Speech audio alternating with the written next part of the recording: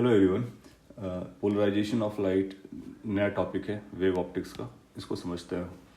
Polarisation एक concept होता है जिस कॉन्सेप्ट को भी मैं डिस्क्राइब करूँगा।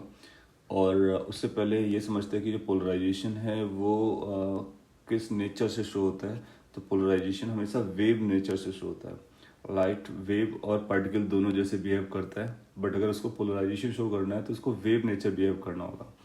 और वेव नेचर में भी पर्टिकुलरली ये ट्रांसवर्स वेव के को मिलता है। सो हम लोग जानते हैं कि लाइट एक ट्रांसवर्स वेव है। सो let me right it here, light is a transverse wave. Transverse wave, इसलिए ये पोलराइजेशन शो करता है। सो ये ट्रांसवर्स वेव है, इसको हम लोग याद रखेंगे कि जब कभी पोलराइजेशन ऑब्जर्व होगा तो उसके लिए वेव होना चाहिए, पहला पॉइंट। दूसरा, उसको ट्रांसवर्स होना चाहिए। That means polarisation is not shown by longitudinal wave and polarisation is not shown by particle nature, it's only by wave nature, particularly transverse nature. अच्छा, ट्रांसवर्स वेव किसको बोलते हैं? अगर आप उस पॉइंट को रिकॉल करेंगे तो आपको याद आएगा कि अगर वेव प्रोपोगेट करता है किसी एक पर्टिकुलर डायरेक्शन में, तो ये वेव वेलोसिटी है, तो उसके परपेंडिकुलर प्लेन में वाइब्रेशन होने चाहिए जो भी क्वांटिटी वाइब्रेट करती है। ये disturbance should be in the perpendicular direction. This is how we define the transverse wave, यानी ये एंगल 90 डिग्री होना चाहिए। अगर हम लोग लाइट की बात कर रहे हैं तो वाइब्रेशन किसका आएगा? लाइट के केस में vibration electric field, magnetic field या इलेक्ट्रोमैग्नेटिक फील्ड का आएगा। सो इसका मतलब electric field must be vibrating perpendicular to the direction of wave propagation और लाइट प्रोपोगेशन, क्योंकि ये ट्रांसवर्स होता है। नो, अगर हम परपेंडिकुलर की डायरेक्शन बोले तो परपेंडिकुलर में केवल यही डायरेक्शन नहीं है जो मैंने यहाँ पे ड्रॉ की है। There are several directions in the perpendicular plane. So कोई भी हो सकता है, ज़रूरी नहीं कि वाई डायरेक्शन में हो। इस तरह से भी होगा तब भी चलेगा, ये भी परपेंडिकुलर पड़ेगा। इस तरह से होगा तो ये भी परपेंडिकुलर पड़ेगा। इस तरह से होगा तो ये भी परपेंडिकुलर पड़ेगा। सो कोई भी डायरेक्शन हो बट वी के परपेंडिकुलर होना चाहिए, वी के परपेंडिकुलर होना चाहिए। सो उसको हम ट्रांसवर्स कहते हैं। अच्छा, जब हम लोग ऑब्जर्व करते हैं लाइट किसी सोर्स से प्रोड्यूस होती है तो थोड़ा सा अंदर समझते हैं कि वो लाइट में जो वाइब्रेशंस आते हैं वो किस तरह से आते हैं और किस डायरेक्शन में कैसे डिस्ट्रीब्यूटेड होते हैं। सो लेट्स से अपने पास एक नेचुरल सोर्स है, ये लाइट का सोर्स है, bulb. You can think of source of light. जब कभी हम सोर्स ऑफ लाइट कंसीडर करेंगे तो आप पाओगे कि सोर्स ऑफ लाइट कुछ एटम से मिलकर बना होता है, मॉलिक्यूल से मिलकर बना होता है। और ये लाइट का जो प्रोडक्शन होता है किसी भी सोर्स से, तो हर एटम इलेक्ट्रोमैग्नेटिक रेडिएशंस रिलीज करता है। तो और लाइट इलेक्ट्रोमैग्नेटिक रेडिएशन ही होता है। इसका मतलब हर atom inside the source produces the light. और जो हमको बाहर लाइट मिलती है that is collection of so many lights they are coming together. So अगर इसमें किसी भी एक पार्टिकल पर देखेंगे या पॉइंट किसी एक सोर्स पर देखेंगे तो आप पाओगे कि उसमें बहुत सारे एटम्स थे। तो हर एटम अपने अकॉर्डिंग उसको एक इलेक्ट्रिक फील्ड की डायरेक्शन देता है, बट वो एक बात को इंश्योर करके देगा कि वो जो इलेक्ट्रिक फील्ड की डायरेक्शन आएगी वेव वेलोसिटी के परपेंडिकुलर आएगी। तो वेव वेलोसिटी के परपेंडिकुलर बहुत सारी डायरेक्शंस मिलती हैं। सो अगर इसमें हम इलेक्ट्रिक फील्ड के वाइब्रेशंस को ड्रॉ करें, तो एक पार्टिकल इस तरह से एक एटम इस तरह से वाइब्रेट करा सकता है, दूसरा एटम इस डायरेक्शन में वाइब्रेट करा सकता है, अनदर एटम इस डायरेक्शन में वाइब्रेट करा सकता है, अनदर एटम इस डायरेक्शन में वाइब्रेट करा सकता है। और वैसे भी हम जानते हैं कि किसी भी सोर्स में या किसी भी ऑब्जेक्ट में हम देखते हैं तो बहुत सारे एटम्स होते हैं। Since number of atoms are too many, तो ये जो directions of electric field vibration आएगी वो सभी डायरेक्शन में आएगी। दैट मीन्स जितना प्रोबेबिलिटी ये वर्टिकल ऑसिलेशन की होगी उतना ही प्रोबेबिलिटी ये हॉरिजॉन्टल ऑसिलेशन की होगी, उतना ही प्रोबेबिलिटी इस ऑसिलेशन की होगी। दैट मीन्स ये जो इलेक्ट्रिक फील्ड का वाइब्रेशन है that is equally likely in all the directions which are perpendicular to the direction of wave propagation. So अगर ये जो पिक्चर मैंने बनाया है इसमें आप ऐसा समझोगे कि जो लाइट है वो बाहर की तरफ आ रही है, स्क्रीन से बाहर आ रही है, तो लाइट की वेलोसिटी की डायरेक्शन या प्रोपोगेशन की डायरेक्शन अलग हो गया, और ये जो प्लेन है वो लाइट के वेलोसिटी के परपेंडिकुलर है। और उस परपेंडिकुलर प्लेन में आप पाओगे कि इलेक्ट्रिक फील्ड का वाइब्रेशन सभी डायरेक्शन में इक्वली लाइकली है, इक्वली प्रोबेबल है। जनरली हम उसको ऐसा शो कर देते हैं कि ये वाई डायरेक्शन में जा रहा है, but not necessary in the Y direction, it could be in any direction, but it has to be perpendicular to the direction of velocity. ना जिस तरह से इलेक्ट्रिक फील्ड सभी डायरेक्शन में इक्वली लाइकली आता है, और हम लोग जानते हैं कि मैग्नेटिक फील्ड को इलेक्ट्रिक फील्ड के भी परपेंडिकुलर होना होता है और उसी प्लेन में होता है जिस प्लेन पर इलेक्ट्रिक फील्ड होती है।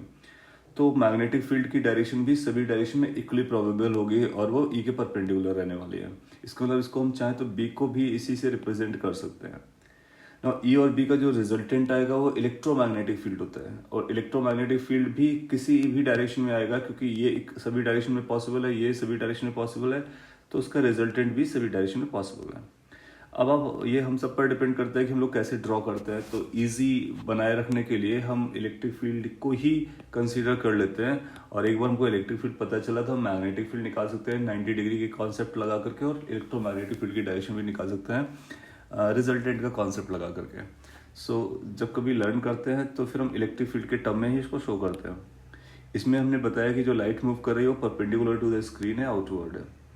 नो अगर हम इसको डिफरेंट एंगल से देखना चाहें, इस एंगल से देखना चाहें जिसमें लाइट इस तरह से जा रही होगी, जैसे यहाँ पे ड्रॉ किया है, तो यहाँ पे ड्रॉ किया हुआ है, तो फिर हम ये जो पूरा प्लेन है वो इसके परपेंडिकुलर प्लेन है, तो इसके परपेंडिकुलर प्लेन में हमको दिखाना पड़ेगा जो स्क्रीन के परपेंडिकुलर जा रहा है। अगेन इसका जो रिप्रेजेंटेशन है वो कॉम्प्लिकेटेड होगा क्योंकि 3 डायमेंशन में हमको दिखाने की जरूरत पड़ रही है।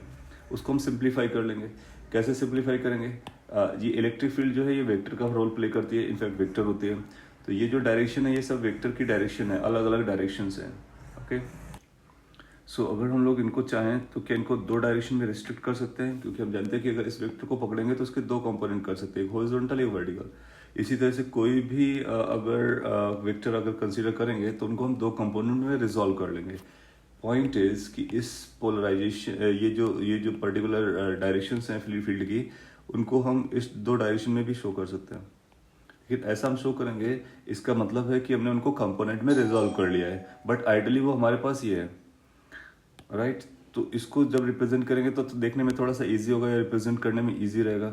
अब इसको इसमें जो डायरेक्ट ये जो लाइट आ रही है वो आउटवर्ड आ रहा है, तो आउटवर्ड आ रहा है, इसका मतलब ये परपेंडिकुलर डायरेक्शन है। अब उस परपेंडिकुलर डायरेक्शन को इस पिक्चर में ड्रॉ करना है, तो इस पिक्चर में हम कैसे ड्रॉ कर सकते हैं? एक परपेंडिकुलर दिखा सकते हैं, तो एक ये परपेंडिकुलर हो गया, और दूसरा इसके परपेंडिकुलर दिखा सकते हैं, स्क्रीन के परपेंडिकुलर दिखा सकते हैं, तो उसको हम डॉट से दिखाते हैं। तो एक वी के डायरेक्टली परपेंडिकुलर दिखाएंगे, डबल एरो से अपसाइड डाउन साइड, और एक डॉट से दिखाएंगे। डॉट क्या बोलेगा? आउटवर्ड और इनवर्ड। जैसे हम बोलते हैं कि ई की जो डायरेक्शन होती है वो दोनों तरफ होती है, राइट। सो जब ये डॉट लगाया है इसका मतलब ये आउटवर्ड भी आ रहा है और इनवर्ड भी जा रहा है। Fine, so this is how we will denote और डिस्क्राइब और रिप्रेजेंट नेचुरल लाइट को जो किसी एक सोर्स से निकाल रही होती है। इस पिक्चर को देख करके अपने को क्या इंटरप्रिटेशन करना है? इस पिक्चर को देख करके ये इंटरप्रिटेशन करना है कि लाइट इस डायरेक्शन में जा रही है, तो ये वेव प्रोपगेशन डायरेक्शन है, वेव डायरेक्शन है, और उसका जो परपेंडिकुलर प्लेन है, जो स्क्रीन के परपेंडिकुलर प्लेन है, उसमें वाइब्रेशंस होने हैं इलेक्ट्रिक फील्ड के। इलेक्ट्रिक फील्ड के वाइब्रेशन की डायरेक्शन एक तो ये है जो कि वी के डायरेक्टली परपेंडिकुलर है, एक आउटवर्ड और इनवर्ड है। आउटवर्ड इनवर्ड है, इसका मतलब है कि वो भी वी के परपेंडिकुलर है। केवल हम 2 में दिखा रहे हैं, इसका मतलब है एक्चुअली कितना लाई कर रहा है? एक्चुअली ये है जो परपेंडिकुलर प्लेन है उसके हर एक डायरेक्शन में लाई कर रहा है। So that's a final resultant point. ये जो लाइट होती है जो सभी डायरेक्शन में वाइब्रेट करती है इस तरह से, जिसमें इलेक्ट्रिक फील्ड सभी डायरेक्शन में वाइब्रेट करती है, इसको हम अनपोलराइज्ड या नॉन पोलराइज्ड लाइट कहते हैं। So that is unpolarised light. So what is the unpolarized light? It is a simply light in which the vibration of electric field are in all the direction in the plane perpendicular to the direction of velocity. So velocity के direction के perpendicular plane में वो सभी direction में अगर vibration करता है तो उसको हम अनपोलराइज्ड कहते हैं। और अनपोलराइज्ड लाइट को हम कैसे शो करेंगे? इस पिक्चर से शो करेंगे, ये जो पिक्चर दिखाया गया है। Good to know. Now we will learn what is a polarized light. तो ये जो वाइब्रेशंस थे सभी डायरेक्शन में, अगर उनको हम कन्फाइन कर सकें किसी एक पर्टिकुलर डायरेक्शन में, तो उसको हम बोलेंगे कि वो पोलराइज्ड लाइट हो गई है, और उस प्रोसेस को बोलेंगे that is polarisation. So polarisation को अब यहाँ पे डिफाइन कर सकते हैं। We can write it refers to confining vibrations of electric field in a particular direction, in a particular direction only. So सभी डायरेक्शन से हटा करके एक ही डायरेक्शन में कन्फाइन कर देंगे तो वो बन जाएगा पोलराइज्ड लाइट। और पोलराइज्ड लाइट को हम लोग शो कैसे करेंगे? बहुत ईजी है। अगर ये सोर्स है तो it should be vibrating only in one direction, may be like this. तो अगर ये इस तरह से वाइब्रेट कर रहा है up side down side, so this is the only vibration for the source, और ये लाइट बाहर की तरफ आ रही है। अगर आप उसको पिक्चर में इस तरह से दिखाएंगे साइड व्यू से, तो साइड व्यू में ये उसकी वेलोसिटी की डायरेक्शन होगी और ये वाइब्रेशन होगा। So vibration is the only one vibration which is occurring perpendicular to this direction of wave propagation. So इस तरह से शो कर सकते हैं, ये perpendicular direction में wave propagation चल रहा है, right? So this will be known as polarized light. So this is the difference. Polarized light को कैसे शो करते हैं और unpolarized light को कैसे शो करते हैं? Now you can keep in mind. So that is polarized light. So concept of polarization अगर आपको क्लियर हो गया, so that's only the point. Unpolarized light को पोलराइज करने के लिए जो प्रोसेस यूज़ करते हैं उसको हम पोलराइजेशन कहते हैं। और इसके लिए करना क्या होता है कि जो इलेक्ट्रिक फील्ड के वाइब्रेशंस हैं या मैग्नेटिक फील्ड के वाइब्रेशंस हैं या इलेक्ट्रोमैग्नेटिक फील्ड के वाइब्रेशंस हैं, उनको एक पर्टिकुलर डायरेक्शन में आपको कन्फाइन करना होता है, जो कि मल्टी डायरेक्शन में और ऑल डायरेक्शन में वाइब्रेट कर रहा था। This concept is called polarisation. ना यहाँ से आप क्लियर हो गया होगा कि पोलराइजेशन के लिए परपेंडिकुलर होना बहुत ज़रूरी है, यानी ट्रांसवर्स होना बहुत ज़रूरी है। ऑफ कोर्स वेव होना भी उतना ही ज़रूरी है। इसके बाद जो नेक्स्ट पॉइंट आएगा इसमें वो ये कि हम किस तरह से पोलराइजेशन को अचीव कर सकते हैं। सपोज करिए हमको लाइट को एक पर्टिकुलर डायरेक्शन में कन्फाइन करना है उसके वाइब्रेशंस को, तो हम कैसे अचीव कर सकते हैं? So how the polarisation is being achieved. उसके सेवरल मेथड है और जो अपने लिए इंपॉर्टेंट है उन कुछ मेथड को हम यहाँ पर डिस्कस करेंगे। पहले तो बेसिक मेथड की अगर रूडिमेंट्री या क्रूड वे पे समझना चाहें तो क्या कर सकते हैं। उसके लिए आप एक कार्डबोर्ड ले सकते हो। पहले मैं यहाँ पे पिक्चर बनाता हूँ। एक कार्डबोर्ड ले सकते हो, लेट्स ऐसे एक कार्डबोर्ड है जो कि ओपेक होता है, और उस पर आपने क्या करना है कि एक वेरी स्मॉल स्लिट टाइप का बनाएंगे, बहुत थिन, और बाकी पार्ट आपका कैसा रहेगा? ओपेक रहेगा। तो ये एक ओपनिंग बना दिया आपने इस तरह से, और अगर इस तरह से आपने बनाया तो इससे जो पास होने वाली लाइन है ये, इसकी जो एक्सिस कह सकते हो, इसको हम एक्सिस बोलेंगे, दैट इज एक्सिस। इसका मतलब ये है कि अगर ये जो ओपनिंग हम लोगों ने यहाँ पे बनाया हुआ है किसी कार्डबोर्ड में, इसको मैं एक बार बीच से पार्ट हटा देता हूँ सो दैट की ओपनिंग दिखती रहे अपने को। यस, इसको आप एक्सिस बोल सकते हो। सो अगर लाइट को हम इसके एक साइड रखते हैं, लेट्स इसके बैक साइड आपने लाइट को रखा, तो ये ओपेक होने की वजह से लाइट को पास नहीं होने देगा। जो भी लाइट पास करेगी वो इस ओपनिंग से पास करेगी, जो ओपनिंग यहाँ पे बनाई है आपने, राइट। और ये ओपनिंग बहुत थिन रहेगी, तो इलेक्ट्रिक फील्ड के वो वाइब्रेशंस जो परपेंडिकुलर होंगे इस तरह से, वो क्रॉस करके बाहर निकल आएंगे। लेकिन वो जो वाइब्रेशन इसके इस ओपनिंग के परपेंडिकुलर चल रहे होंगे, लेट से जो वाइब्रेशन लाइट के इस तरह से आ रहे होंगे, वो ब्लॉक हो जाएंगे, वो बाहर नहीं निकल पाएंगे। तो इसका मतलब है कि ये क्या करेगा कि केवल एक ही डायरेक्शन के वाइब्रेशंस को अलाउ करेगा, बाकी सारे डायरेक्शन को रिमूव कर देगा, हटा देगा उससे। तो ये लाइट कैसे बन जाएगी? आपकी पोलराइज लाइट बन जाएगी। तो उसके लिए क्या सेटअप होता है और किस तरह से सेटअप बनाएंगे उसके बारे में बात कर लेते हैं। इसी को हम पोलराइजर बोलेंगे और इसी को हम एनालाइजर बोलेंगे। तो आइडिया कैसा होगा या पिक्चर कैसी होगी, पिक्चर को बताते हैं। आप यहाँ पर एक पोलराइजर या इसी अरेंजमेंट को रखेंगे, इसका साइड व्यू दिखा रहा हूँ, फिर एक बाद में भी रखेंगे यहाँ पे parallel, right, and then you will pass the light from one. So let's इसको कट कर लेते हैं और इनकी एक्सिस ड्रॉ कर लेते हैं। ये इसकी एक्सिस है। अगर हम इस तरह से एक्सिस बना रहे हैं, इसका मतलब है वो जो ओपनिंग की है वो इसी के पैरेलल है, सो that is axis, right. And let's say एक पॉइंट सोर्स आपने यहाँ पे रखा हुआ, लाइट का सोर्स रखा हुआ, और ये कैसा है? अनपोलराइज्ड है, नेचुरल है इसलिए अनपोलराइज्ड है। And you will get after all polarise light भी मिल जाएगी, उसका कंफर्मेशन भी हो जाएगा। और इस पर लाइट रे अगर इसको हम इस तरह से दिखाते हैं साइड व्यू में, तो साइड व्यू में ऐसा दिखेगा कि यानी इसके जो वाइब्रेशन है वो सभी डायरेक्शन में है। लेकिन ये उधर लाइट नहीं जा रही है, ये किधर जा रहा है? बाहर की तरफ आ रहा है। तो व्यूज़ अलग अलग रहेंगे। तो ये अनपोलराइज लाइट का व्यू दिखाया गया है। और इसके बाद में ये जब लाइट इससे पास करेगी, लाइट बेसिकली इधर आएगी बाद में। अगर बाद में इधर शो करना तो इधर कैसे शो करेंगे, let me show properly as well. ये साइड व्यू था, प्रॉपर व्यू इस तरह से आएगा कि लाइट लेट से ये लाइट आ रही है। अगर ये लाइट इस डायरेक्शन में प्रोपोगेट कर रही है तो उसके वाइब्रेशंस को कैसे डिनोट कर सकते हैं, क्या उसके वाइब्रेशन को हम लोग ऐसे डिनोट करेंगे कि इसके जो वाइब्रेशंस आएंगे दो प्लेन में रहेंगे। एक तो इस वाले प्लेन में रहेंगे इस तरह से अप साइड डाउन साइड, और दूसरा इसके perpendicular, that mean dot symbol से दिखाएंगे। तो डॉट और इस तरह से आप दिखा सकते हो। फिर यही जब लाइट आप, और ये इसकी वेलोसिटी की डायरेक्शन है, ये अपने को समझ के रखना है। जब ये लाइट इधर से पास हो जाएगी तो आप पाओगे कि ये दूसरा वाला जो वाइब्रेशंस था वो खत्म हो जाएगा, क्योंकि वो ब्लॉक हो जाएगा। तो लाइट अभी हमारी इस तरह से जाएगी और वाइब्रेशन जो बचा होगा that will be only in the vertical direction, only in the vertical direction. So ये जो लाइट आपको मिलेगी वो कैसी लाइट हो जाएगी, पोलराइज्ड हो जाएगी, क्योंकि जो परपेंडिकुलर वाइब्रेशंस थे इस प्लेन के वो गायब हो गए। So that becomes polarised light.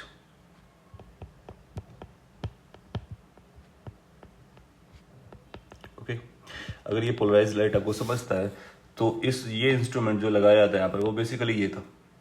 तो इसको हम बोलेंगे that is polariser because it is polarising the light, so that's called polariser. And इसके बाद में अब अपने को कैसे पता चलेगा कि ये पोलराइज्ड है या नहीं है, क्योंकि लाइट को हम देख करके नहीं बता सकते ना कि उसके वाइब्रेशन किधर चल रहा है। स्ट्रिंग होता तो पता चल जाता है कि स्ट्रिंग ऊपर जा रहा है, नीचे जा रहा है या साइडवेज जा रहा है, बट लाइट को तो नहीं बता सकते हैं। तो उसके लिए फिर हमको उसको चेक करना होता है, क्रॉस चेक करना होता है। अब क्रॉस चेक करने के लिए फिर हम दूसरा जो लगाते हैं उसको बोलते हैं एनालाइजर। एनालाइजर भी एग्जैक्टली वही होता है जो अभी यहाँ पे ड्रॉ किया था, बट इसका पर्पस क्या होता है, इसको एनालाइज करने के लिए पर्पस से यूज़ करते हैं। और इसको यूज़ करने के टाइम पे इसकी एक्सेस को हम बदलेंगे। तो अगर हमने इसकी एक्सेस ऐसा लगाया जैसा ये था, इसकी एक्सेस थी, तो इसका मतलब है कि जैसा ओपनिंग से ये निकला है एग्जैक्टली वैसे ही ओपनिंग इसको मिलने वाली है। तो कैन वी से कि ये वाइब्रेशन आगे निकल आएगा, यस निकल आएगा। तो आप पाओगे कि जो लाइट मिलेगी यहाँ पर वो इस तरह से जा रही होगी और उसके vibrations perpendicular to the plane हो रहे होंगे। अब कैसे वेरीफाई करेंगे कि ये वही हो रहा है, उसके लिए देखेंगे कि यहाँ की जो लाइट की इंटेंसिटी है, यहाँ की जो लाइट की इंटेंसिटी है वो बराबर आ जाएगी। तो इंटेंसिटी को मेजर करके बता सकते हैं। और अगर इंटेंसिटी कम ज़्यादा हुई इसका मतलब ये एंगल अलग आ रहा है, राइट, या फिर पोलराइज नहीं है, वो सारी बातें कर सकते हैं। अब देखो क्या होगा कि इसके बाद में ये जो एक्सिस थी, इस एक्सिस को हम घुमाएंगे, दैट मीन्स इसको हम रोटेट कराएंगे इस तरह से। अगर इसको रोटेट कराया तो ये जो ओपनिंग थी पहले इस तरह थी, अब वो किसी एंगल पे चली जाएगी। अगर वो किसी एंगल पे चली जाएगी तो फिर ये पूरा का पूरा पोर्शन नहीं निकलेगा, फिर उसका एक कंपोनेंट क्रॉस कर रहा होगा, क्योंकि इलेक्ट्रिक फील्ड वेक्टर होती है तो उसको दो कंपोनेंट में कन्वर्ट कर देंगे। लेकिन एक बात तो गारंटीड है, अगर ये पोलराइज्ड होगी तो उसको वेरीफाई करने का बेस्ट तरीका क्या होगा, इसको हम 90 डिग्री से रोटेट करा दें। 90 डिग्री से जब इस एक्सिस को 90 डिग्री से रोटेट कराएंगे तो आप पाओगे कि वो उसका जो ओपनिंग आएगा वो ई के परपेंडिकुलर हो जाएगा। ई के परपेंडिकुलर होने के बाद आपको क्या मिलना चाहिए, आपको इलेक्ट्रिक फील्ड का ये सिग्नल क्रॉस नहीं होना चाहिए, क्योंकि वो उसको ब्लॉक करेगा। 90 होने का मतलब है कि वो सिग्नल कुछ ऐसा पड़ रहा है, ई के डायरेक्शन के 90 डिग्री एक्सिस हो गया, तो फिर वो क्रॉस नहीं करना चाहिए। इसका मतलब यहाँ पर आपको लाइट नहीं मिलना चाहिए। आउटसाइड अगर आपको डार्क मिला 90 डिग्री से रोटेट कराने के बाद, तो यहाँ पर हम एक थीटा एंगल लिख देते हैं, ये थीटा रोटेशन करेगा। ये जो दिखाया गया है वो तब होगा जब थीटा आपने कितना रखा, 0। लेकिन अगर आपने थीटा को 90 रख दिया तो आप पाओगे नो लाइट। क्यों? क्योंकि वाइब्रेशन केवल एक ही डायरेक्शन में थे और वो भी डायरेक्शन आपने एनालाइजर से ब्लॉक कर दी। तो अगर आपको यहाँ पे डार्क नज़र आ रहा है, इसका मतलब है कि लाइट 100% पोलराइज्ड है। अगर पोलराइज्ड नहीं होती तो फिर लाइट ज़रूर आती, यानी कोई ना कोई उसका कंपोनेंट ज़रूर बचा होता जो उस ओपनिंग से क्रॉस कर जाता है। अगर उस ओपनिंग को क्रॉस नहीं कर पा रहा है, इसका मतलब है सारे के सारे वाइब्रेशन उस ओपनिंग के परपेंडिकुलर हैं। इसका मतलब है सारे के सारे वाइब्रेशन इस डायरेक्शन में है।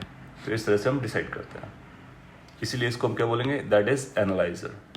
ओके, सो एक बार क्विकली मैं बोल देता हूँ। ये अनपोलराइज लाइट थी, पोलराइजर से अपने पास कराया, पोलराइज्ड हो गया। इसको वेरीफाई करने के लिए एक एनालाइजर लगाया। एनालाइजर को पहले थीटा को 0 रखा। थीटा को 0 करने का मतलब क्या हुआ, इसकी एक्सिस और इसकी एक्सिस के बीच का एंगल बराबर है। सो अगर दोनों के एक्सिस को पैरेलल रखेंगे तो उसको थीटा को 0 बोलेंगे। और थीटा 90 बोलने का मतलब क्या हुआ, थीटा 90 बोलने का मतलब हुआ एनालाइजर की जो एक्सिस है पोलराइजर की एक्सिस के परपेंडिकुलर कर दिया। तो परपेंडिकुलर करने पर आप पाएंगे अगर कोई लाइट आपको नहीं मिलती है तो उससे पहले वाली लाइट 100% पोलराइज है ऐसा क्लेम कर देंगे, और अगर 0 पर पूरा का पूरा मिलता है तो उसी को सपोर्ट कर देंगे कि 100% पोलराइज्ड है। अगर थीटा 90 करने पर आपको कोई लाइट मिलती है, इसका मतलब है कि वाइब्रेशन इस डायरेक्शन में भी है और इसके परपेंडिकुलर डायरेक्शन में भी है, इसका मतलब वो पोलराइज्ड नहीं है। So this is how we can check the polarization. So this is a method to verify the polarization or do the polarization of light. Fine. इसको जो अभी लास्ट में हुआ ये एनालाइजर वाला पार्ट, इसको थोड़ा सा और डिटेल में समझ लेते हैं और इससे रिलेटेड एग्जाम में क्वेश्चन आता है थीटा को यूज़ करके। सो पहली बात तो इसकी का जो लाइट इनिशियली अपने पास होगी उसके पास कोई ना कोई इंटेंसिटी होगी। लेट्स से उसकी इंटेंसिटी को हम बोलते हैं आई नॉट डैश। ये I not dash is the intensity of unpolarised light. फिर जब आप ये पोलराइज कर दोगे तो उसकी इंटेंसिटी है आई नॉट लेट से। तो पोलराइज लाइट की इंटेंसिटी को हम लोग आई नॉट पकड़ रहे हैं और जो फाइनली इंटेंसिटी आपको मिल रही है वो आई है। ये जो आई आपको मिलेगी कैन बी से कि आई थीटा पर डिपेंड करेगी, क्योंकि थीटा 0 पे देखा था तो कुछ इंटेंसिटी आ रहा था, थीटा 90 पे 0 आ रहा था, तो इस तरह से डिपेंड करता है। तो जनरली एग्जाम में क्या करेगा, वो आपको आई नॉट की वैल्यू देगा और आई की वैल्यू आपसे पूछेगा। दैट मीन्स पोलराइज्ड लाइट की इंटेंसिटी बताइए फाइनल वाली की, और ये फिर ये जो पोलर एनालाइजर के बाद आ रही है उसको बताइए। आई नॉट भी पूछ सकते हैं आपसे। सो इन तीनों में क्या रिलेशन चलता है उसके बारे में हम लोग बात करते हैं अभी, ठीक है। So how we can start with, पहले तो इन दोनों के रिलेशन को देखते हैं। इन दोनों के रिलेशन को कैसे समझ सकते हैं, समझने से पहले मैं आपको फाइनल रिजल्ट दे देता हूँ। रिजल्ट ये रहेगा कि जो आई नॉट की वैल्यू आती है, आई नॉट यहाँ पे जो आई नॉट आ रहा है that is I not dash by 2। तो जब कभी अनपोलराइज लाइट को आप किसी भी पोलराइजर से पोलराइज करते हैं तो उसकी इंटेंसिटी हाफ हो जाती है। सो ये एक इम्पॉर्टेंट पॉइंट है जिसको आप नोट कर सकते हो, और ये डायरेक्टली स्टेटमेंट के फॉर्म में पूछा जाता है। What happens to the intensity of polarised light if it is polarised from by using unpolarised light of intensity I not dash. तो अब बोलोगे कि उसकी इंटेंसिटी हाफ हो जाती है। नाउ एक क्विकली ये समझ लेते हैं कि हाफ क्यों हो जाती है और कैसे हो जाती है। बहुत ईजी है। ये वेक्टर है इलेक्ट्रिक फील्ड और ये सभी डायरेक्शन में वाइब्रेट कर रहा है। तो अगर आपको इसके वाइब्रेशन को किसी एक पर्टिकुलर डायरेक्शन में कन्फाइन करना है, किसी एक पर्टिकुलर डायरेक्शन में कन्फाइन करना है, तो सभी के वेक्टर को उसी डायरेक्शन में लाना पड़ेगा, राइट। तो अगर हम सपोज कर लेते हैं कि एक वेरिएबल एंगल चूज करते हैं फाई। सो अगर लेट से इसको इस डायरेक्शन में हमको ले जाना है या किसी और डायरेक्शन में ले जाना है, तो अगर ये एंगल फाई होगा तो इसकी डायरेक्शन में इसका कंपोनेंट कितना आएगा, ई कॉस फाई आएगा। ये ई फॉर एम्पलीट्यूड होता है ऑफ कोर्स, है ना। तो उसका जो एक पर्टिकुलर डायरेक्शन में कंपोनेंट आएगा कॉस फाई आएगा, इसका भी अगर फाई लेंगे तो वो कॉस फाई आएगा, यानी सभी ई कॉस फाई को सम करना होगा। और इंटेंसिटी क्या होती है, इंटेंसिटी होती है एम्पलीट्यूड के स्क्वायर। तो कैन वी से कि ये जो आई नॉट इंटेंसिटी आने वाली है, मैं यहाँ पे लिखता हूँ आई नॉट इंटेंसिटी आने वाली है, that has to be summation of all the E cos phi का होल स्क्वायर, और उनका एवरेज लेना होगा क्योंकि ये समेशन या इंटीग्रेशन जो करना है वो सभी को करना होगा। अच्छा आई नॉट डैश क्या था, आई नॉट डैश जो था वो ई के स्क्वायर पे डिपेंड कर रहा था, आई मीन जो ओरिजिनल था उसके उस पर डिपेंड कर रहा था। बेटर होगा कि अगर इक्वालिटी ना लगाकर प्रोपोर्शनलिटी लगाएं, क्योंकि हम लोग एम्पलीट्यूड की बात करते हैं। सो ये होगा ई के स्क्वायर के प्रोपोर्शनल होगा और ये होगा ई कॉस स्क्वायर फाई के प्रोपोर्शनल होगा। सिंस यहाँ पर आपको इनफाइनाइट मैनी निकल रहे हैं, इनफाइनाइट मैनी निकल रहा है, इसका मतलब इसको आपको एवरेज निकालना पड़ेगा। तो ये बेसिकली आ जाएगा I not proportional to E square into cos square phi की एवरेज वैल्यू। भाई एवरेज वैल्यू इसलिए क्योंकि ये इनफाइनाइटली मैनी कंपोनेंट्स हैं और उनको हमने एक ही डायरेक्शन में लेके आना है, तो उनका हम एवरेज वैल्यू कैलकुलेट करेंगे। और आपको पता होगा कॉस स्क्वायर फाई की एवरेज वैल्यू कितनी होती है, हाफ होती है। तो ये बन जाएगा I not is proportional to E square divide by 2। अब आप दोनों को आपस में रिलेट कर लीजिए। जब आप दोनों को आपस में रिलेट करेंगे तो आपको ये रिलेशन मिल जाएगा। सो इसको आप याद रख सकते हो कि किसी भी पोलराइजर से लाइट को अगर पोलराइज करते हैं तो इंटेंसिटी हाफ होती है, पहला पॉइंट। दूसरा पॉइंट, अब ये रिलेट करते हैं आई नॉट और आई में क्या रिलेशन चलेगा। तो आई नॉट और आई के रिलेशन के लिए एक इंपॉर्टेंट दूसरा लॉ आने वाला है, उसको समझते हैं। उसके लिए मैं यहाँ पे एक पार्टीशन बना देता हूँ और उस तरफ की लिखने की कोशिश करेंगे, ठीक है। ये आई नॉट आपके पास ऑलरेडी है, आई आपको बताना है। फिर से वही रूल करेंगे। अगर सपोज कर इन दोनों के बीच का एंगल थीटा है, इन किसके बीच का, इस एक्सिस और इस एक्सिस के बीच का एंगल थीटा है, जो लाइट आपको यहाँ से मिलेगी वो इस एक्सिस के पैरेलल आएगी, ई की डायरेक्शन। और अगर वो एंगल थीटा बनाया तो उसको थीटा एंगल से बेंड करना पड़ेगा। तो अगर हम यहाँ पे एक नया वेक्टर बना लेते हैं तो हमारा इलेक्ट्रिक फील्ड लेट से ऐसे वाइब्रेट कर रहा था, और बाद में आपको जो चाहिए वो इस डायरेक्शन में चाहिए, और जो कि पहले की डायरेक्शन से कितने एंगल पे जा रहा है, थीटा एंगल पे जा रहा है। एक सिंपल पिक्चर बनाया गया जो वेक्टर फॉर्म में है। तो अपने को अब जो चाहिए वो इस डायरेक्शन में इलेक्ट्रिक फील्ड का कंपोनेंट चाहिए, तो क्या इस डायरेक्शन में इसका कंपोनेंट ई कॉस थीटा आ जाएगा। एग्जैक्टली सेम रूल से जैसे यहाँ पे फाई लिखा था, यहाँ पे फाई का मकसद ये था कि इसमें बहुत सारे थे, सभी का एवरेज निकालना पड़ा। यहाँ पर एक ही वाइब्रेशन है तो कोई एवरेज निकालने की जरूरत नहीं है, ई कॉस थीटा हो जाएगा। तो हम बोलेंगे जो आई नॉट था वो बेसिकली ई के स्क्वायर के प्रोपोर्शनल था। अब यहाँ पर ई दूसरा ई है, ये ई दूसरा था, ये आप समझ के रखिए। इसके बाद जो आई आने वाला है वो प्रोपोर्शनल आएगा ई कॉस थीटा के स्क्वायर के। दोनों को आपस में डिवाइड कर देंगे तो आई नॉट डिवाइड बाई आई की जो वैल्यू आएगी वो 1/cos स्क्वायर थीटा आ जाएगी, 1/cos स्क्वायर थीटा। तो अपने को ये रिजल्ट मिलेगा कि जो फाइनल इंटेंसिटी आएगी वो पोलराइज्ड की इंटेंसिटी कॉस स्क्वायर थीटा पर डिपेंड करती है। सो ये एक इम्पोर्टेंट फार्मूला बन गया। इस फार्मूले पे भी क्वेश्चन आएगा, फिर वो आपको थीटा बता देगा, बोलेगा कि एनालाइजर पोलराइजर से पर्टिकुलर एंगल पर बेंड किया गया है। सो थीटा आपको पता चल गया। और पोलराइज लाइट की इंटेंसिटी आई नॉट है, तो पोलराइज लाइट की इंटेंसिटी पता चल गई। तो फिर बाहर वाली इंटेंसिटी कितनी होगी वो यहाँ से निकाल सकते हैं। सो अगर आपको आई नॉट डैश देता है तो पहले आई नॉट निकालेंगे, और अगर आपको आई नॉट देता है तो डायरेक्टली आप आई निकाल सकते हो, और अदरवाइज उससे सीक्वेंस से निकाल सकते हो। ये मोस्ट इंपॉर्टेंट है जितना भी आपने इस स्क्रीन पे देखा, और एक क्वेश्चन इस पर कई बार दिखा है और आएगा तो काफ़ी इजी रहेगा, इसी को आप यूज़ करोगे। ये जो लास्ट में लॉ लिखा है इसको हम एक बार नाम से भी बुला सकते हैं, that's called Malus law.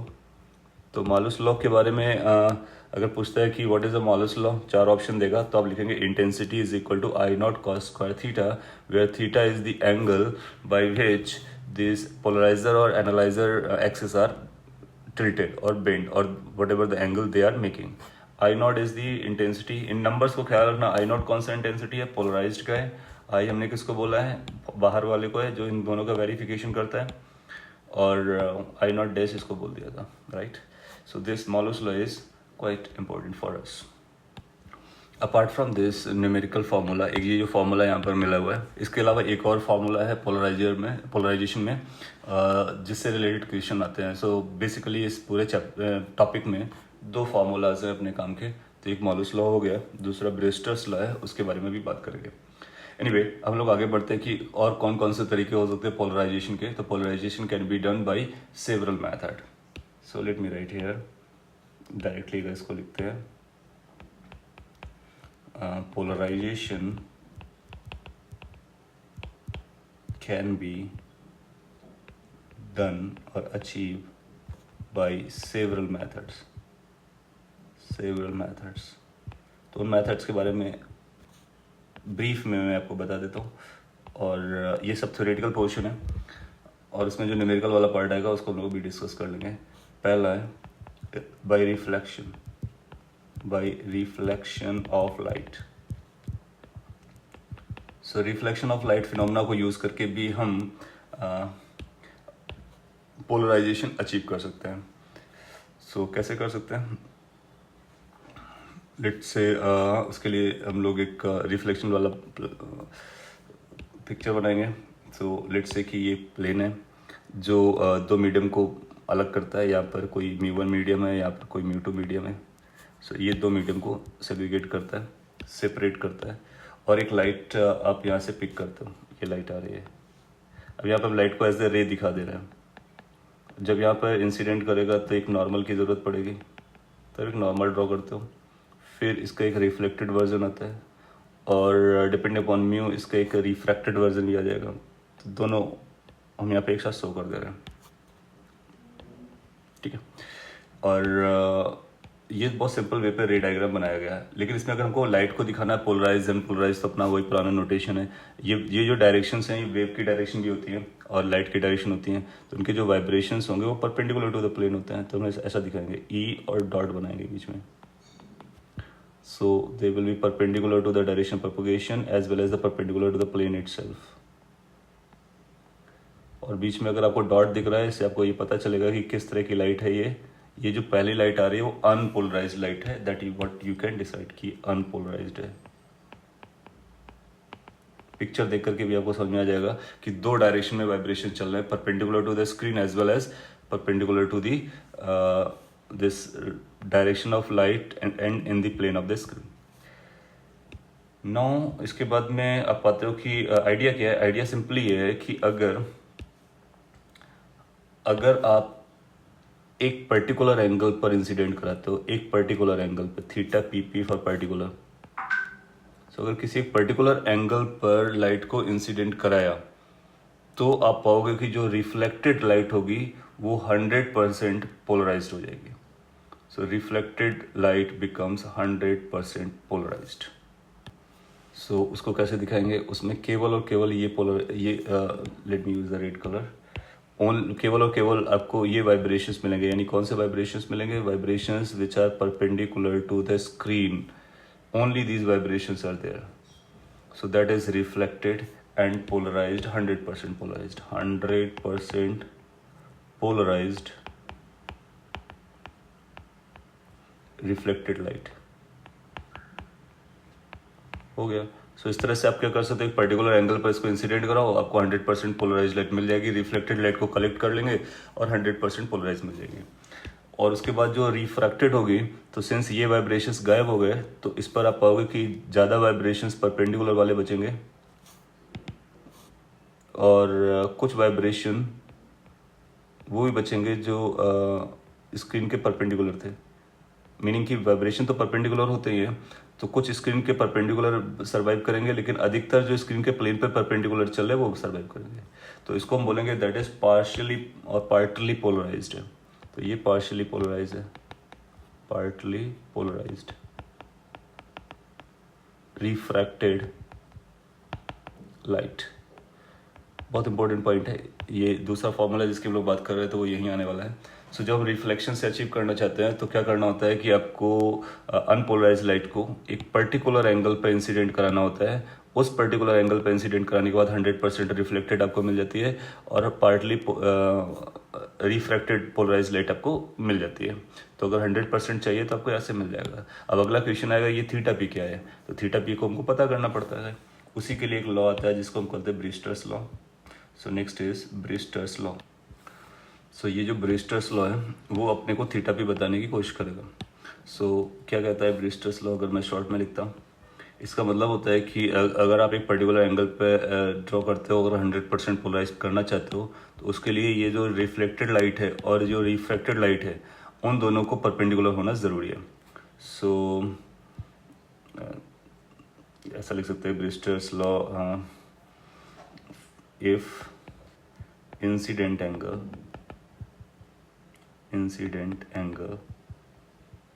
Is theta P जो इसको लिया है, इसको पोलराइजेशन एंगल भी बोल सकते हो। So if theta incident angle is theta P, then short में मैं लिख रहा हूँ there is going to be 90 degree between reflected and refracted light. Then reflected and refracted rays are perpendicular to each other। तो ये आपस में perpendicular हो जाते हैं। इसका मतलब ये जो एंगल बनेगा ये 90 डिग्री बन जाएगा। हालांकि यहाँ पे 90 जैसा नहीं लग रहा है, बट यस वो 90 डिग्री बनेगा। तो इस 90 डिग्री पर अगर आप थीटा पी पे इंसिडेंट करते हैं, यानी 100% पोलराइज गेन करना चाहते हैं, तो वो तब मिलेगा जब ये दोनों आपस में 90 डिग्री पर आते हैं। और इसी को हम ब्रिस्टर्स लॉ कहते हैं। और कई बार इस एंगल को हम लोग ब्रिस्टर्स एंगल भी बोलने लगते हैं, क्योंकि ये ब्रिस्टर ने दिया था, तो इसको थीटा पी को हम ब्रिस्टर्स एंगल, पोलराइजेशन एंगल और पर्टिकुलर एंगल के नाम से भी जानते हैं। नाउ इसके बाद इसका एक मैथमेटिकल डेरिवेशन भी कर सकते हैं बहुत ईजिली। आप पाओगे कि अगर आप इस एंगल के बारे में बात करोगे, ये दूसरा जो एंगल है ये एंगल ऑफ रिफ्लेक्शन होगा, इसको हम आर पकड़ सकते हैं, और ये जो एंगल होगा नॉर्मल से जो बनता है ये एंगल ऑफ रिफ्रैक्शन होगा, उसको भी पकड़ सकते हैं। ठीक है, और अपने को एक रिलेशन चाहिए कि हम लोग यहाँ से कुछ मैथमेटिकल इक्वेशंस या डेरिवेशन टाइप का कर सकते हैं। बिल्कुल, कैन वी से कि आर की जो वैल्यू आएगी वो थीटा पी के बराबर आएगी, यस। और ये एंगल 90 डिग्री है, अगर ये एंगल 90 डिग्री है तो दूसरा रिलेशन अपने पास आएगा r plus 90 plus r dash is equal to 180। इसको फर्दर सिंप्लीफाई करेंगे तो ये आ जाएगा r dash is equal to 90 minus r, क्योंकि r dash plus r will become equal to 90, right. फिर अपने पास एक स्नेल्स लॉ होगा, तो स्नेल्स लॉ लगा देंगे। Snell's law, as per this Snell's law we are going to get it as a mu, ऊपर से आता तो म्यू 1 था, yes, mu 1 sine theta P incident angle is equal to mu 2 sine R dash. R dash की value को वापस कर सकते हैं, तो ये आएगा mu 1 sine theta P is equal to mu 2, और साइन आर डैश निकालेंगे तो साइन आर डैश को वैल्यू हम 90 माइनस आर लिखने वाले हैं। अच्छा, आर को भी हम थीटा पी बोल सकते हैं, तो ये थीटा पी हो जाएगा, because R is also theta P.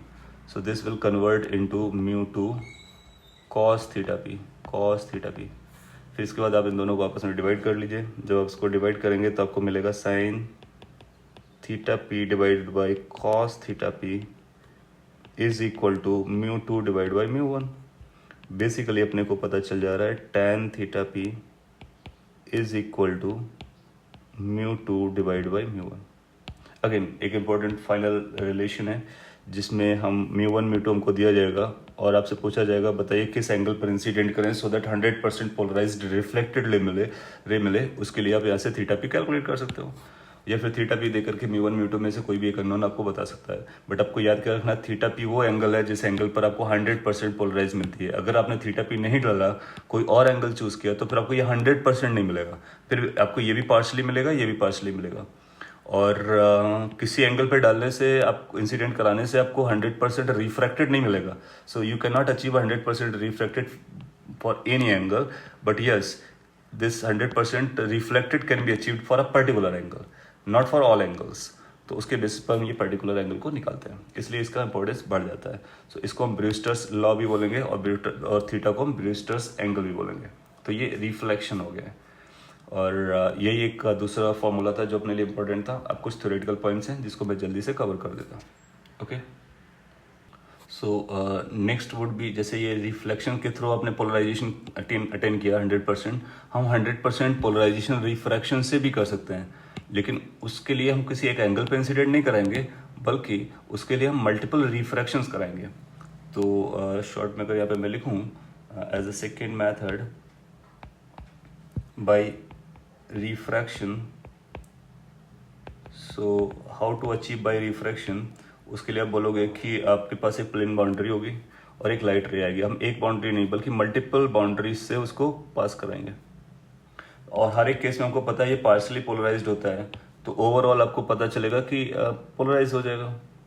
तो अगर यहाँ से लाइट आया और ये रिफ्लेक्ट किया, इसको पकड़ेंगे, ये कुछ पोलराइज हो गया होगा, फिर ये जो नेक्स्ट जाएगा ये पोलराइज हो जाएगा किसी लेवल तक, फर्दर नेक्स्ट जाएगा, फर्दर पोलराइज हो जाएगा, और इसी स्टोरी को हम कैरी करेंगे, तब तक कैरी करेंगे जब तक ये कम्प्लीटली पोलराइज नहीं हो जाता है।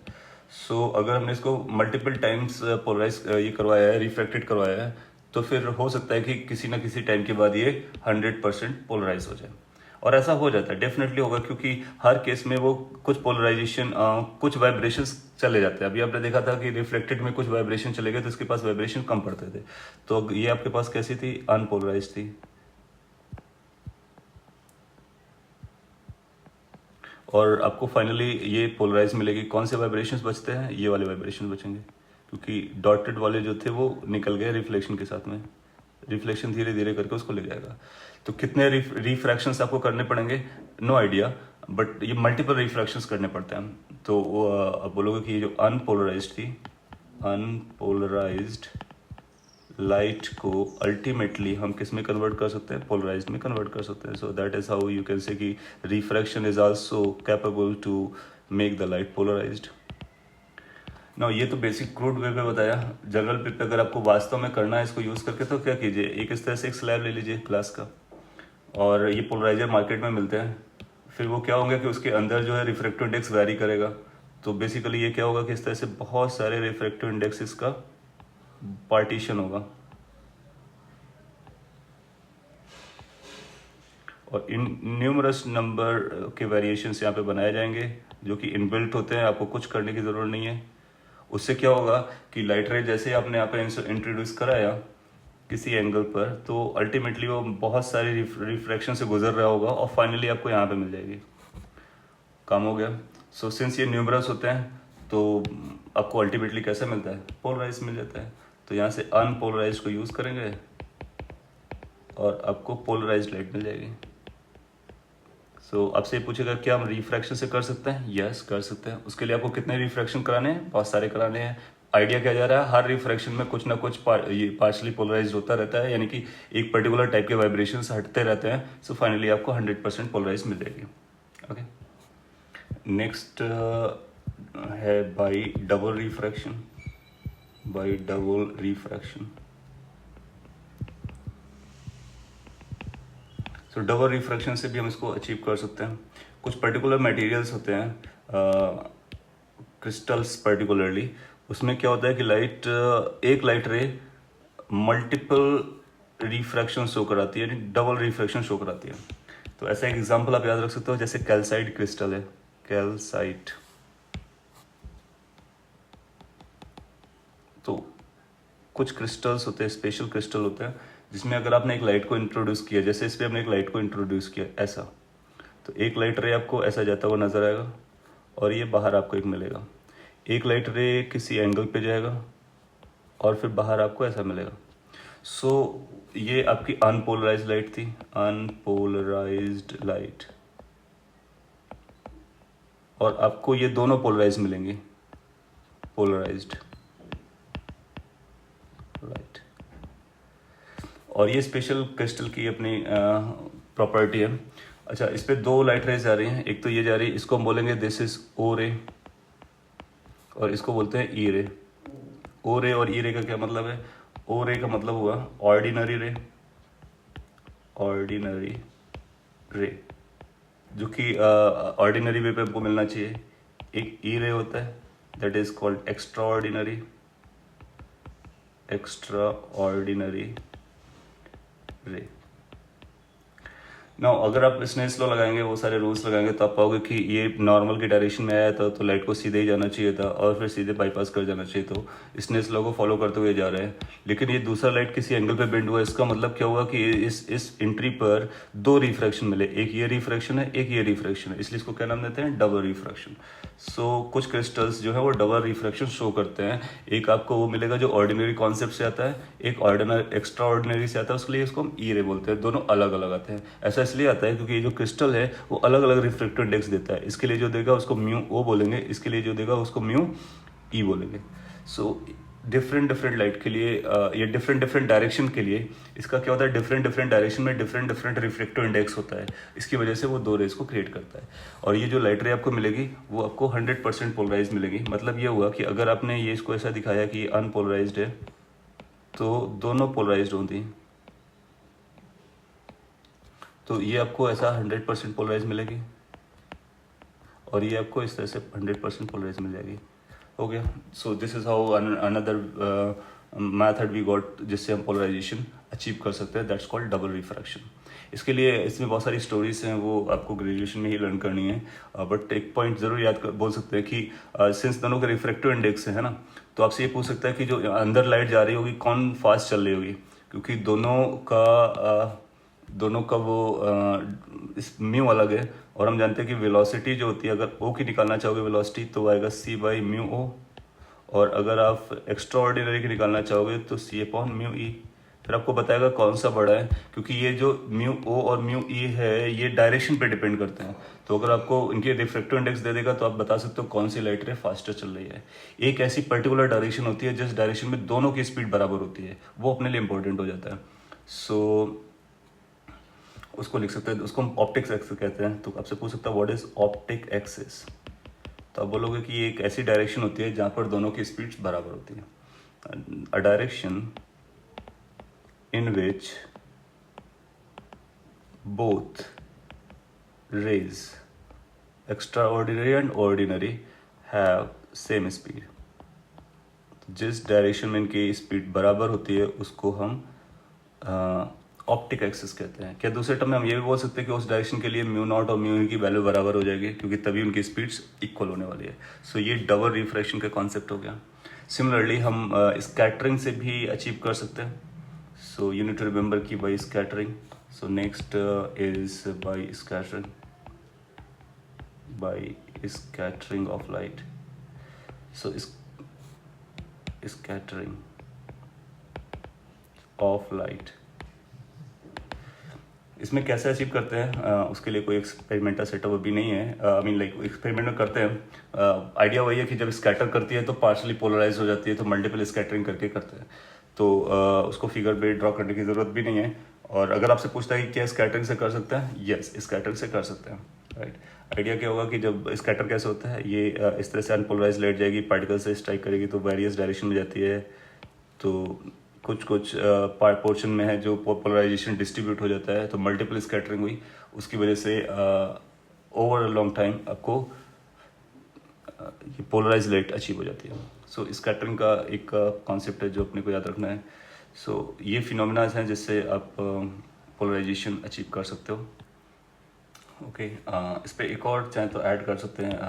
Next method is by using special devices. So जैसे कि पोलराइड्स होते हैं, पोलराइड्स मार्केट्स में अवेलेबल है, हम पोलराइड्स यूज़ कर सकते हैं। सो बाय यूजिंग पोलराइड्स, और एक पर्टिकुलरली डिज़ाइन प्रिज्म होती है जिसको हम निकोल प्रिज्म कहते हैं। उसमें कैल्साइट के प्रिज्म को अटैच करके, दो प्रिज्म को अटैच करके बनाते हैं। तो उससे हम लोग डायरेक्टली लाइट को इंट्रोड्यूस करेंगे एक तरफ से, और दूसरी तरफ से आपको पोलराइज लाइट मिल जाती है। तो ये मेथड्स हैं जिसके मेथड के बेसिस पर हम पोलराइजेशन अचीव कर सकते हैं। अपने लिए एग्जाम के लिए जो इम्पोर्टेंट है ये कि डबल रिफ्रैक्शन है, इसका बेसिक आइडिया आपके पास होना चाहिए। क्या डबल रिफ्रैक्शन है, रिफ्रैक्शन से हम कैसे अचीव करते हैं, और ये ब्रिस्टर्स एंगल और ब्रिस्टर्स लॉ और रिफ्लेक्शन वाला है। So these are the methods of getting polarised light. Fine. So इस वीडियो में हम लोगों ने पोलराइजेशन के बारे में पढ़ा, what the polarisation is and how we can polarise the light. ये जो लाइट पोलराइज हुई है ये इसको हम प्लेन पोलराइज्ड या लीनियरली पोलराइज्ड कहते हैं, क्योंकि एक ही डायरेक्शन में होती है। आगे चल करके आप पढ़ेंगे कि हम लाइट को सर्कुलरली पोलराइज कर सकते हैं, इलिप्टिकली पोलराइज कर सकते हैं, और भी कई शेप में पोलराइज कर सकते हैं। सो अभी जो आपने पढ़ा है दैट इज लीनियरली पोलराइज्ड और plane polarised. So this is more और less part of your syllabi. तो आप इसको पढ़ लीजिए, और इसमें अगर कोई इशू आता है तो बताइए। अदरवाइज ये polarisation as a concept is completed over here. Thank you.